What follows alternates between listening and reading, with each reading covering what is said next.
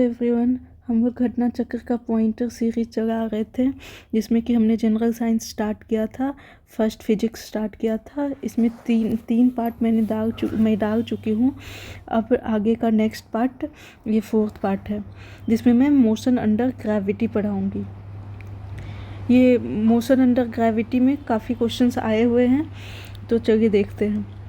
Who anticipated Newton by declaring that all things gravitate to the earth?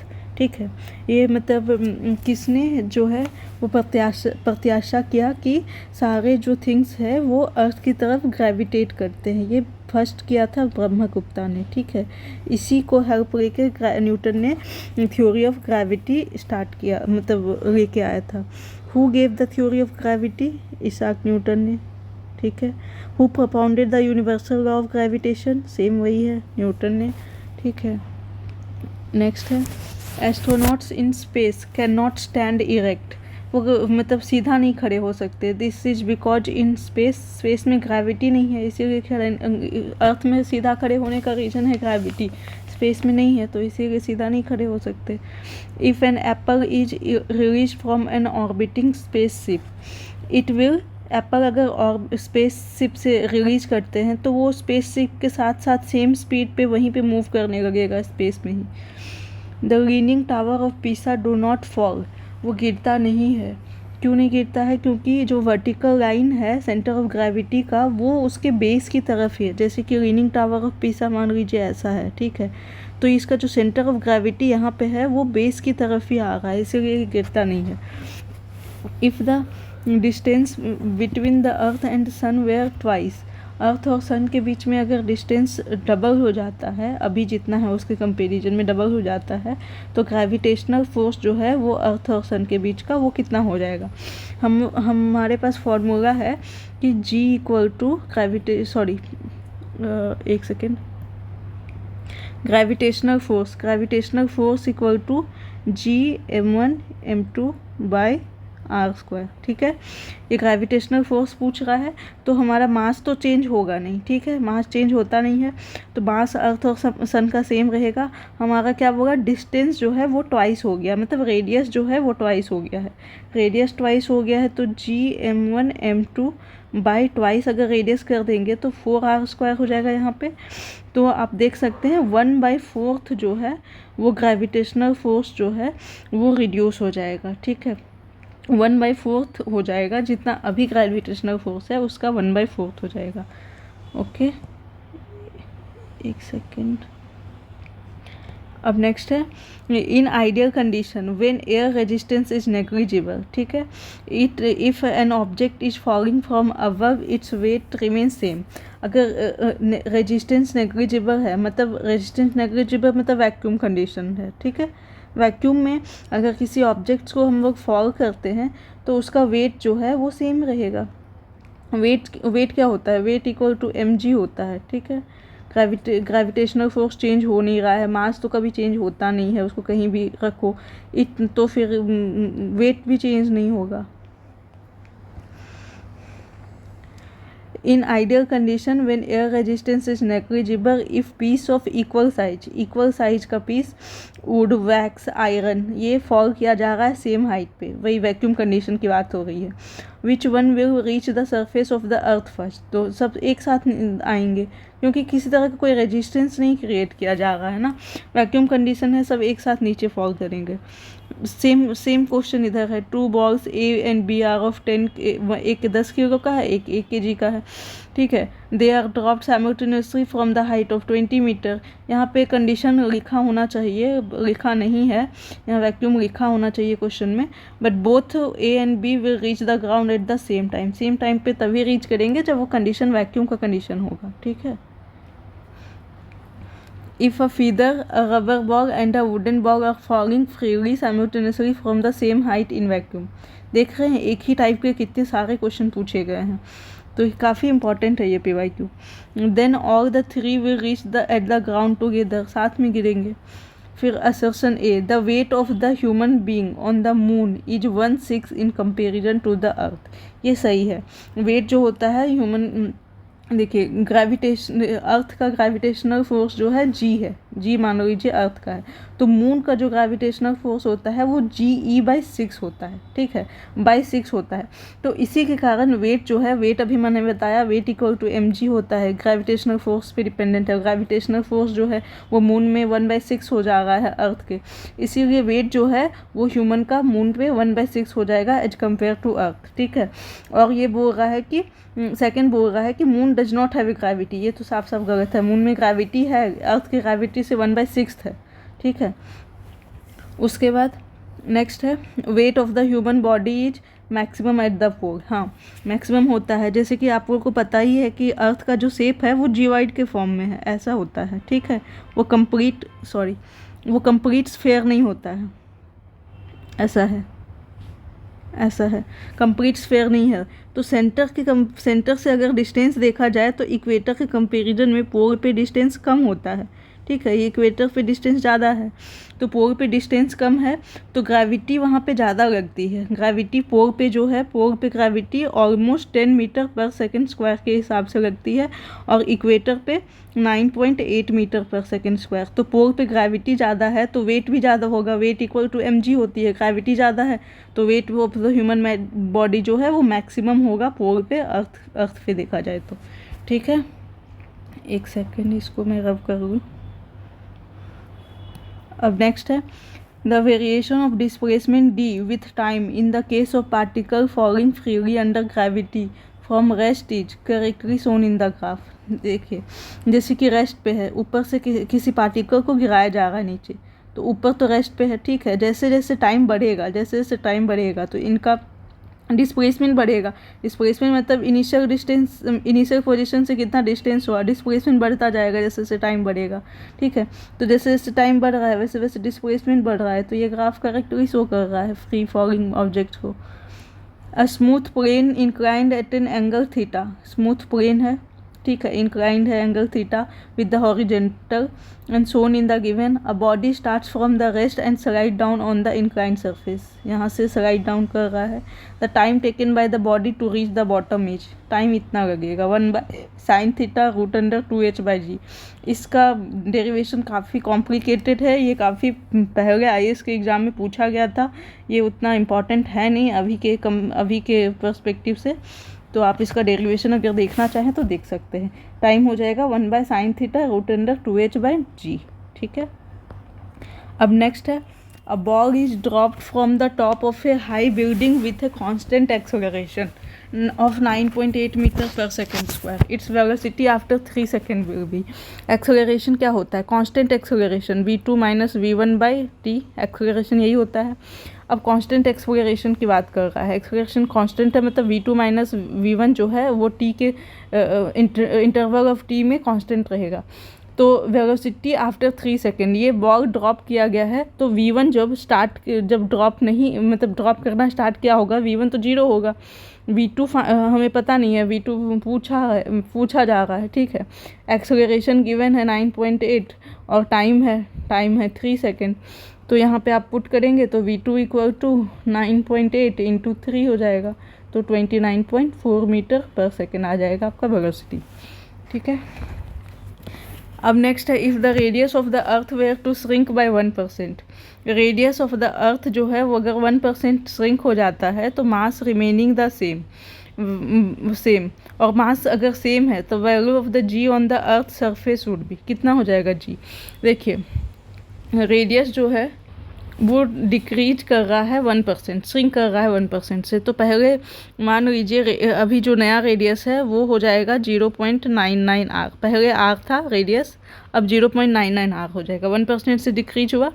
तो अब formula हमें पता है g', ये पहले ग्रेविटेशनल फोर्स था g, अब g' = gm, मास तो चेंज होगा नहीं, g' = gm/0.99 r का स्क्वायर हो जाएगा। अभी का रेडियस यही है, ये फॉर्मूला बताया था मैंने, तो ये हो जाएगा। उसके बाद फिर gm/r² ×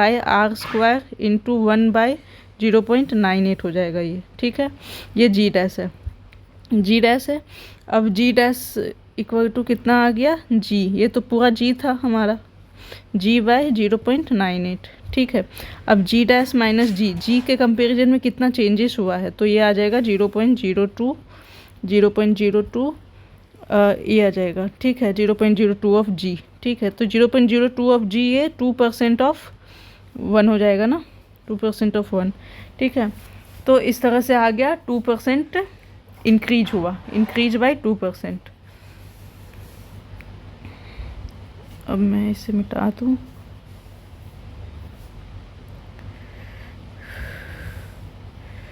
अब नेक्स्ट है the acceleration due to gravity of destructive earthquake will be greater than 9.8 metre per second. इससे बड़ा होगा एक्सेलरेशन तभी वो डिस्ट्रक्टिव अर्थक्वेक कहलाएगा, ठीक है।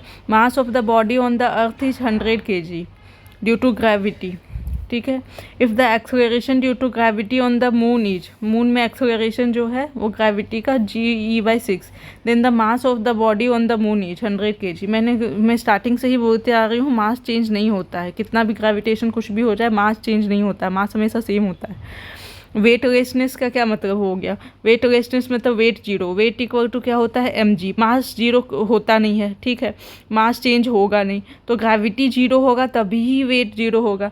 तो वेटलेसनेस का क्या मतलब हुआ कि जीरो ग्रेविटी, ठीक है। And effective Coriolis force result from, Coriolis force आपने पढ़ा होगा ज्योग्राफी में, अर्थ के रोटेशन से होता है कोरियोलिस फोर्स, ठीक है। फिर earth travels in orbit at a speed of approx 4400 kilometre per hour, ठीक है। When we do not feel this high speed, ये इतना ज़्यादा स्पीड से ये मूव कर रहा होता है अपने ऑर्बिट में अर्थ, लेकिन हमें फील नहीं होता है। क्यों? क्योंकि हमारा जो रिलेटिव स्पीड है अर्थ के साथ वो अर्थ के साथ होता है और जीरो होता है। रिलेटिव स्पीड जो है हमारा अर्थ के साथ, वो अर्थ जो अपनी ऑर्बिट के साथ साथ मूव कर रहा है तो हम भी तो उसके साथ साथ मूव कर रहे हैं, तो हमारा रिलेटिव स्पीड जो है वो जीरो होता है, इसीलिए हमें ये वो फील नहीं होता है। If the gravitational force of the earth suddenly disappear, gravitational force अगर डिसअपियर हो जाएगा तो वेट इक्वल टू mg बताए थे, तो g अगर जीरो हो जाएगा तो wait of the object zero हो जाएगा, ठीक है। But mass will remain the same, मैंने बोला है कि मास हमेशा सेम होता है, ठीक है। If the spinning speed of the earth increases then the weight of the body at the equator will decrease, ठीक है। स्पिनिंग स्पीड जो है अर्थ का अगर इंक्रीज होगा तो इक्वेटर पे बॉडी का वेट डिक्रीज हो जाएगा। An artificial satellite orbiting around the earth does not fall down, ठीक है। This is so because the attraction, artificial satellite जो है वो अर्थ के अराउंड जो ऑर्बिट करता है वो नीचे नहीं गिरता है। क्यों? Because the attraction of the earth, वही gravitational attraction of the earth जो है वो नेसेसरी एक्सेलरेशन प्रोवाइड करती है आर्टिफिशियल सैटेलाइट को मोशन में मूव करने के लिए, ठीक है। और नेक्स्ट है satellite is kept moving in its orbit around the earth, satellite जो है वो अपने ऑर्बिट में मतलब अर्थ के ऑर्बिट में वो मूव कर रहा होता है continuously. This is because of centripetal force, centripetal force मैंने बताया था वो अंदर की तरफ लगता है, ठीक है, सेंट्रीपिटल फोर्स, तो जिसके कारण इस फोर्स के कारण वो कंटिन्यूस अर्थ के ऑर्बिट में घूमता रहता है। और फिर है a geosynchronous satellite continuously active in its orbit due to centripetal force which is obtain by geosynchronous satellite, वही सेम सैटेलाइट हुआ continuously active in its orbit, orbit में कंटिन्यूसली घूमता रहता है due to centripetal force which is obtain by, centripetal force कहाँ से आता है? Centripetal force gravitational force on the satellite by the earth, gravitational force जो है वो लग रहा होता है सैटेलाइट पे अर्थ के द्वारा, उसी फोर्स से वो जनरेट होता है सेंट्रीपिटल फोर्स, ठीक है।